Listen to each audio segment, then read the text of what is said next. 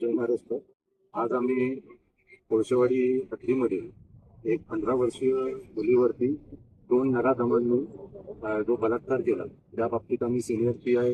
गुरव साहेब यांची भेट घेतली मनसेच्या शिष्टमंडळाने व त्यांच्यावर कठोर कारवाई व्हावी व ही वाढती गुन्हेगारी कोळशेवाडीमधून थांबावी यासाठी पोलिसांची जास्तीत जास्त पेट्रोलिंग करावी या संदर्भात मनसेच्या शिष्टमंडळाने आज येऊन या ठिकाणी भेट घेतलेली आहे व दोषींवरती कठोर कारवाई व्हावी या गोष्टीकडे मनसेची नजर आहे, करडी नजर आहे व त्यांच्यावर कठोर कारवाई होईपर्यंत मनसे या गोष्टीचा पूर्णपणे पाठपुरावा करेल.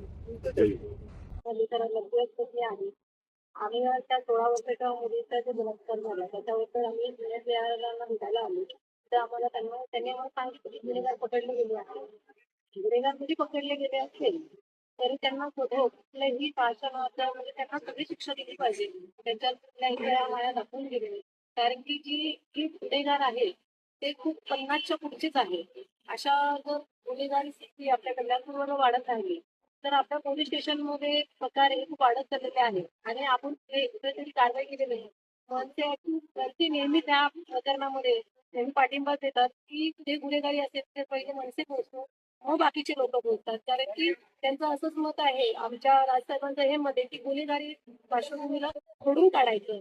आपला महाराष्ट्र हा कर्ज आणि शेतकऱ्यांचा आहे त्यामुळे चांगला निरोप पोचला पाहिजे. अशा लोकांना जे करायचं अशी लोक जी असतात गुन्हेगारीचे त्यांना चांगला धडा द्यायला पाहिजे. त्यांना सर्व चौकात मारलं पाहिजे. पण आता शासन आपल्या हातात घेता येत नाही पण पोलिसांनी ते चांगली कामगिरी पूर्ण केली आहे आणि पोलिसांनी त्याचं काम चांगलं पटकेल त्यांनी 10 मिनिटाच्या त्यांना गुन्हेगार पकडले तर मी पोलिसांचे आभार मानते आणि पोलिसांना विनंती करते की असे गुन्हेगार घडू नये त्यासाठी पेट्रोल जास्तीत जास्त वाढावा.